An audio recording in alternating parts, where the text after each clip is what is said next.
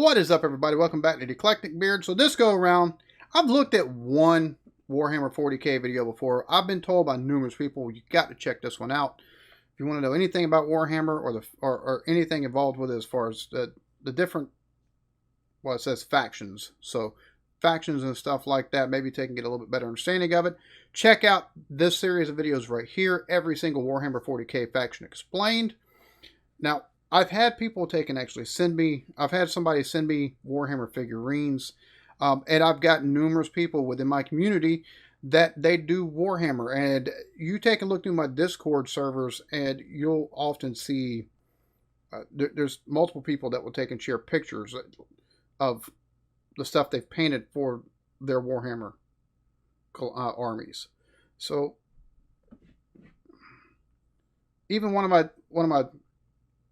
moderators, Laz, which Lazy Mini Painting, for anybody that wants to take and check him out, and I'll link his channel in the description, Lazy Mini Painting.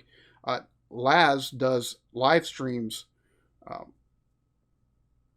fairly often where he's painting his Warhammer figurines. So let me know in the comments whether this is something you'd be interested in seeing me do, explore more, and maybe even begin to do myself, painting the figurines and things of that nature. Maybe start, accumulate my own army. Let's go ahead and get into it. As someone who doesn't necessarily serve the Omnissiah, but someone who can appreciate them, you will not be getting my legs today, as I will be replacing them with various things depending on which faction we are currently talking about, to add a little bit more context and possible comedy to whatever the hell I am currently doing. So, hello everybody, my name is Bricky, and this is going to be a long video and a large project that has been going on for quite some time. This is, I need two hands for this. This is every single Warhammer 40k race in kind of a nutshell, explained, a little bit of explanation, a little bit of lore. I love the backgrounds that he's using as everything keeps going back and forth, like the different green screen effects behind them, basically. There we go. Or a little bit of talking about the tabletop, mostly lore, what they're all about, and also a little bit of background for those of you who just have no clue what Warhammer 40,000 is. And sorry to pause it yet again, but if you do see me vape, it's something this is something I do plan on quitting here in the future. But I did this for almost for 20 years, so trying to take and use one to get off the other, and eventually I'll get off of this too. Now you see, Warhammer and Warhammer 40,000 is a universe people hear plenty of but don't know a whole lot about. They see, oh, there's these dudes in big power armor with chainsaw swords, and they got these big old green orcs, and there's some bugs over there, and everyone calls these guys weebs, and then there's these spiky bitches over here, and I don't get it. I don't understand. Where do I start? Well, this video is particularly for you, or for those of you who have a little bit of knowledge, but you're kind of curious about each of the different races and factions in Warhammer. So overall, the Warhammer universe is vast when it comes to lore and background, and each different faction is so different with the things that they believe in, and some are human, some are transhuman, like what they... Way to not make a tabletop role-playing game or universe confusing. That's a lot. Look, I grew up, after about the age of 18, I started tabletop role-playing. I played White Wolf games such as Vampire the Masquerade. I played Exalted. I played Apocalypse, the werewolf game. I played Rifts. I played GURPS. I've played Dungeons and Dragons. I've played a good bit of stuff, right? So stuff like this where... And there's a lot of lore involved in every one of these. It's got to take and have a tabletop role-playing game of any sort, whether you use figurines like you can with this game, which this is a whole different level, or figurines like you use at playing Dungeons and Dragons or other tabletop role-playing games that utilize them. There's going to be lore. You're going to have races. You're going to have, between races, abilities and powers and skills and things, you're going to have lore. You're going to have campaign books that you can use as a game master, or you can do world building yourself. A lot of times using elements from within the world and using different rules from within the world of how things work. This is a whole different level, though. Like, I did not understand, just taking and going back, I didn't understand. 1, 2, 3, 4, 5, 6, 7, 8, 9, 10, 11, 12, 13, 14, 15, 16. And I don't know if he's hiding one back here. So that's 16 different races, factions, classes, whatever you want to call it. Granted, if you want to play D&D, you've got all kinds of different races that you can play. Or species, or whatever they want to call them these days. Between humans, elves, dwarves. You got the subclasses within each of them. Mountain dwarf, hill dwarf, things of that nature. Druids, or not druids, that's a class. And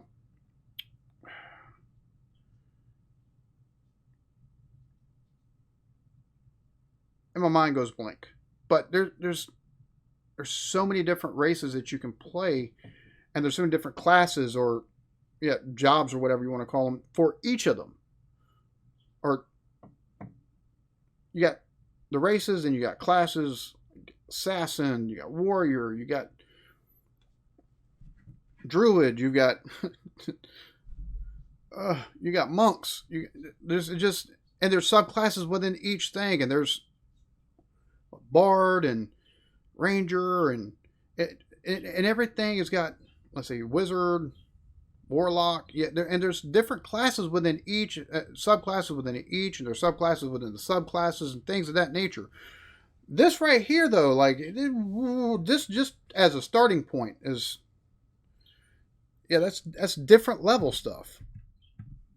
They all have all these crazy ass electronics on them. You've got aliens and you've got the chaos factions, and there's so much to entail that I decided to embark on this project to tell you what each and every single one of them is about, and what the Warhammer universe is about as well, to give at least a little bit of an intro to this extremely bloated but very, very enjoyable world that I and many others partake in. So, I will be explaining every single faction in the Warhammer 40k universe, at least all the factions you can play as, and some smaller 17 factions here and there. I will not be discussing absolutely everything in it, because that is a little bit much, and I'm not going to go too mega deep into the lore. I'm going to give you a pretty solid overview of each of the different factions, and have you learn a little bit about them, and we'll discuss a little bit of the tabletop as well, in case you are curious about it. Bro, that is crazy. Oh my god. And that's the thing this is one of the things that fascinates me about Warhammer 40k. With the amount of figurines that people use, I've seen pictures of living rooms used as battlefields with 4 or 5 armies. Whole living rooms, like couches moved back and shit like that. And they've got the terrain, and they got the vehicles, and they've got all the army stuff. And it's just mind-blowing. I think that's one of the reasons why it's just, for me, it's a wee bit confusing, because it's like, it's not so much, I don't think maybe it's confusion as much as it's apprehension, because of just the scale that it can get to. There we go. About that. But for this episode entirely, we are discussing the Imperium of Man, because that takes up a fat chunk of Warhammer lore. Oh, boo-hoo! What is Warhammer 40,000? Well, the 40,000 starts off is the year 40,000. The 41st millennium, that's where it takes place, is in the year 40,000, 41,000 AD. You're already more knowledgeable. Let me read you a quote, first of many quotes in this video. It is the 41st millennium. For more than 100 years, the Emperor has sat immobile on the golden throne of Earth. He is the master of mankind by the will of the gods, and master of 1,000,000 worlds by the might of his inexhaustible armies. He is a rotting carcass, writhing invisibly with power from the dark age of technology. He is the carrion lord of the Imperium, for whom 1,000 souls are sacrificed every day so that he may never truly die. To be a man in such times is to be amongst untold billions. It is to live in the cruelest and most bloody regime imaginable. These are the tales of those times. Forget the power of technology and science, for so much has been forgotten, never to be relearned. Forget the promise of progress and understanding, for in the grim, dark future, there is only war. There is no peace amongst the stars, only an eternity of carnage and slaughter and the laughter of thirsting gods. Sounds like the opening to an epic tale, which, that being the case, because that's exactly what that sounded like. Not only is it a description, it sounds like the actual like opening of an epic tale before you get into the rest of the story.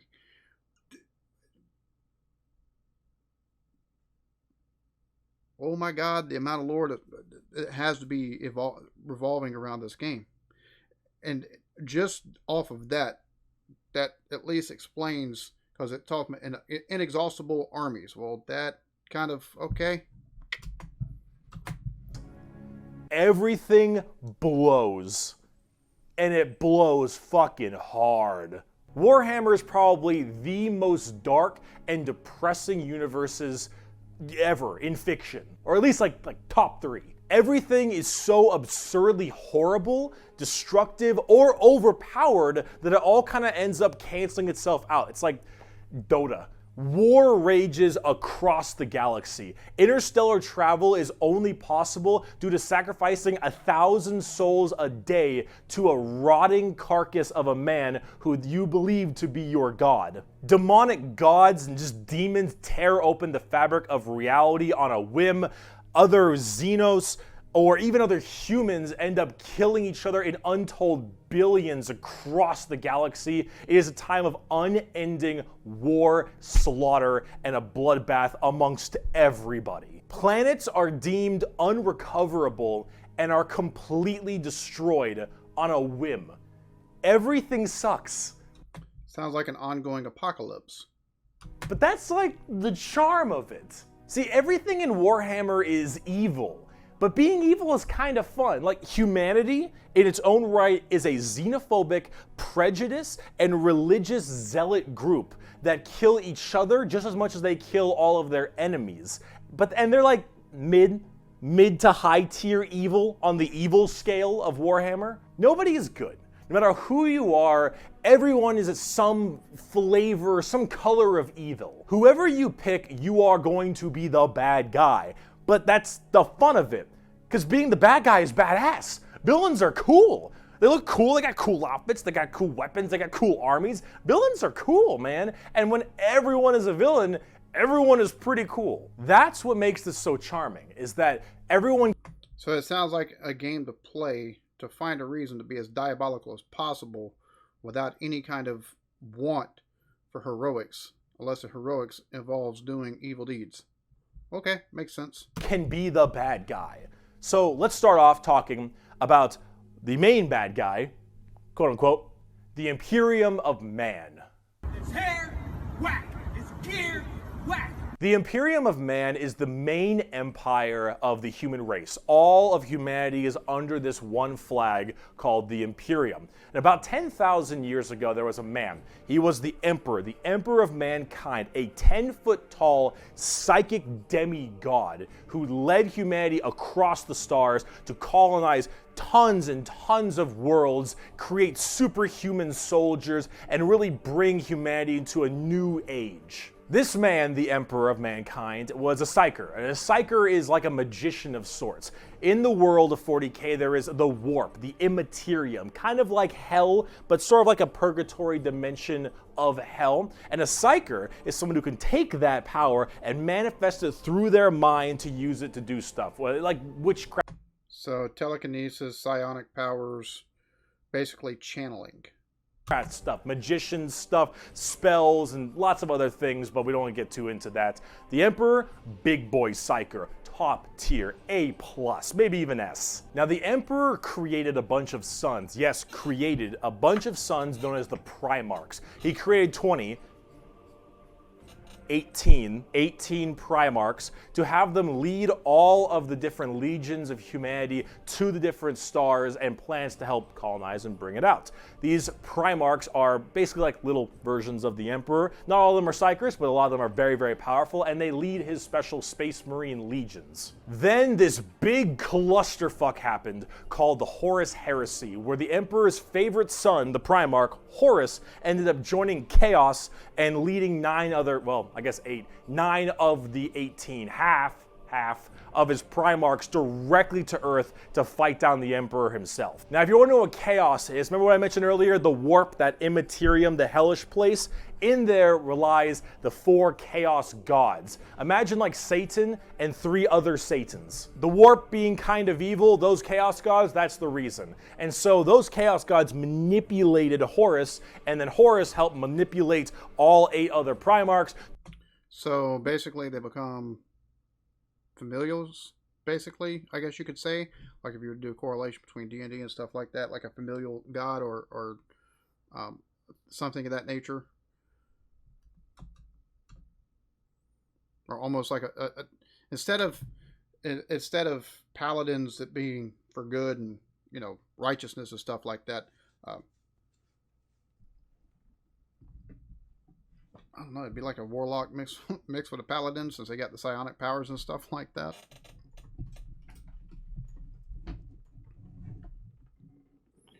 So it'd be like a warlock, a paladin warlock, and instead of having a good god that they serve, it's the evil one. Okay, so I'm just correlations here to make my brain kind of fit pieces together. To lead this giant coup directly on the Emperor on Earth, and they fucked up shit. After this huge civil war, Horus died, but not before brutally wounding the Emperor, and right at the end of his life, they put the Emperor on this large golden throne on Earth, in which he is now alive, just barely, but slowly rotting away, powering something called the Astronomicon, so long as he stays alive, and is fed 1,000 people a day. The Astronomicon is like the North Star. If you want to do interstellar travel in 40k, you need to pass through that demonic warp I mentioned earlier. But how do you know where you're going? Well, the Emperor is there putting a nice little navigator right there. He helps navigate you to know where you're going. If you want to go from Earth to some crazy solar system across the way, you need to go through that warp, and then you need to know where you're going, go through there, and pop your way out. It's like doing nether travel in Minecraft, so you can shorten the distance between going to areas. So long as the Emperor is alive and being fed 1,000 people a day to stay alive, you can do that. The moment he dies, interstellar travel's gone for all of humanity. You're so boned. Now, since the Horus Heresy 10,000 years ago, the Imperium has fallen from grace substantially. All technology has started to dwindle and die. There is now giant fundamental religious extremists that now believe the Emperor of Mankind was a deity, a true living god, which is probably the last thing the Emperor would have wanted to be remembered for. So now you have this thing called the Ecclesiarchy, which is this giant church entirely devoted to spreading the good word of the Emperor. He is now the Holy Emperor God, the God Emperor of mankind, and all of the Imperium has taken up worshiping him to the fullest extent and killing anything that isn't humanity in his name.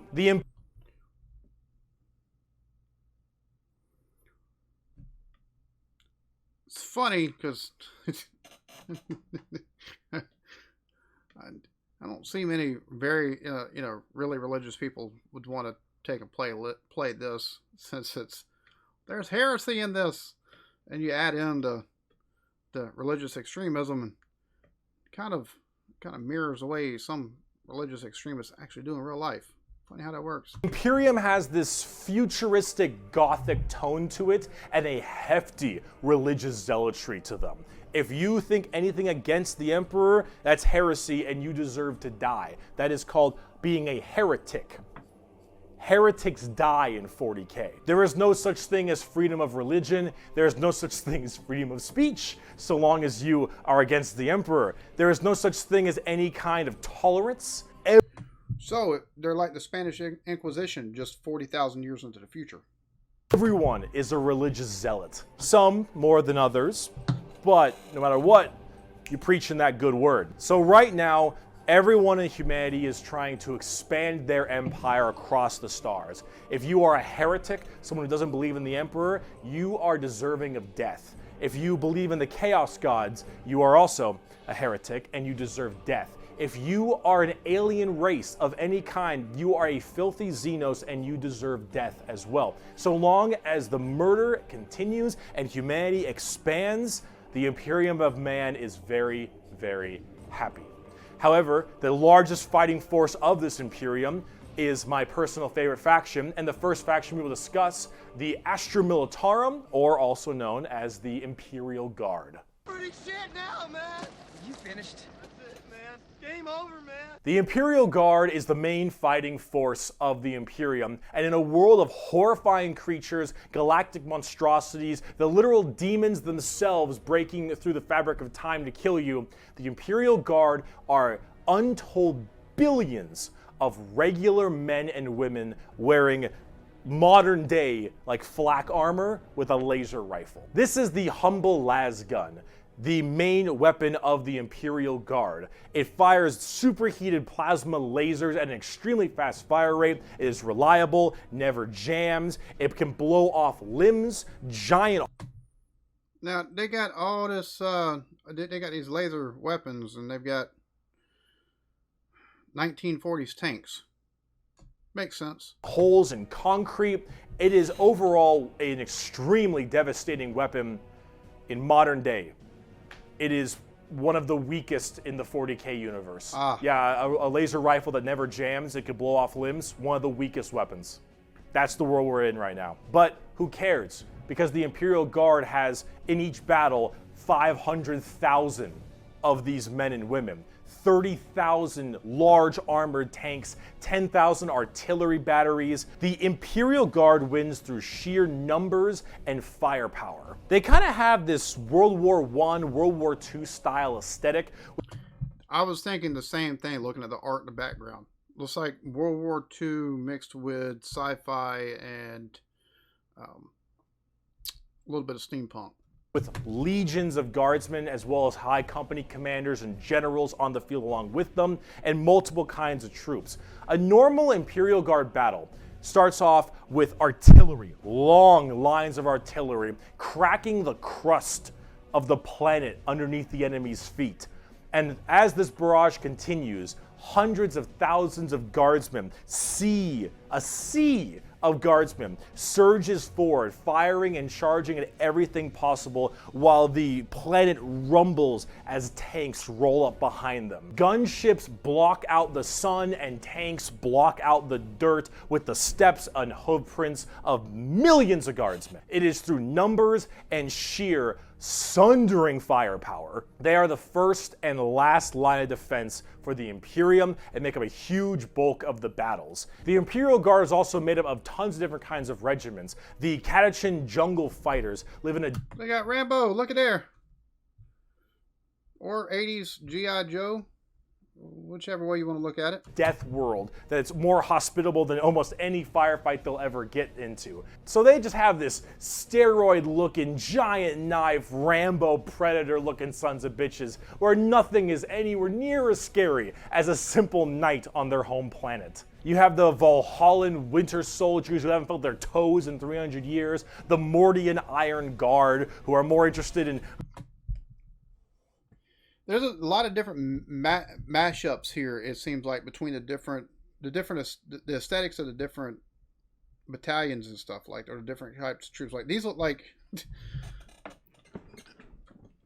these almost look like Prussian soldiers that are depicted in Revolutionary War era. Just instead of holding muskets, they're holding rifles. Making their shoes shine than actually fighting a battle. And then, of course, the big one, the Cadians from Cadia. The biggest export of guardsmen in the entirety of the Imperium. You will fire your first gun at 5. You will disassemble and reassemble it at 10. You will have pounding artillery drills day in and day out at 15. And you'll fight your first Swarm Lord at 16. And if you mention Cadia, you will burst into an unrelenting amount of tears and sadness like I do daily. To quote, "I have at my command an entire battle group of the Imperial Guard, 50 regiments including specialized drop troops, stealthers, mechanized formations, armored companies, combat engineers, and mobile artillery. Over 500,000 fighting men and 30,000 tanks and artillery pieces are mine to command. Emperor, show mercy to the fool that stands against me, for I shall not." The Imperial Guard are my personal favorite faction in 40k. They're the army I collect. Okay, all the different things that was talked about as far as different kind of troops and within the regiments. Again, another okay, I'm starting to see the reason why they're so large of armies.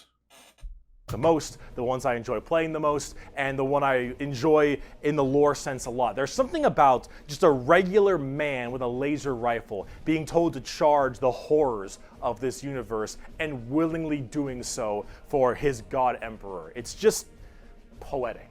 They actually represent the main Imperial Guard tactics pretty well. Large amounts of artillery that doesn't require a line of sight, lots of tanks, tons of infantry, drop troops, and gunships. Overall, they're pretty similar to how they sound, though a little bit expensive to collect, unfortunately. And they don't hit a lot. They have a bit of a bad aim, but you don't really care because you're just drowning them in shots. However, if you want more accurate fire and specialization, we can move on to talk about Spetsmarines. The Angels of Death are up next. Alright, so this is what we're going to do. Because this is a long-ass video. And in the hopes of breaking it up into more palatable reaction times, we'll go faction by faction. Or at least, I guess, unit by unit. I guess faction by faction, because there's a whole different... Like, oh my god, dude. It's a 51-minute video. So instead of doing all 50 minutes in one go, we're going to break it up. So this one be the Imperial Guard. This is... I understand now, just taking about going through and starting this. Like the epic thing that the very first thing he read, the epicness and nature of it. The fact that all of these different... So far, there's sub-factions within factions and stuff, or, you know, the different types of troops. Okay. Overlook my inability to talk sometimes. The different troop formations or different types of troops within factions and stuff like that. Okay, so that makes sense to me. So now I know, okay, this is the reason why you've got these armies that are as big as they are. All right, so that being said, this has been interesting. This has been interesting. Again, in the comments, let me know if, you know, this is something you're interested in me looking at more of, which I'm going to at least finish part 1. So let me know in the comments. One, are you interested in me actually diving into this a little bit more? Would you like to maybe see me start my own collection to try to do, and paint and stuff like that, or maybe even start playing the Warhammer video games on the channel? Let me know in the comments. Y'all be good to each other. Love yourselves. Peace.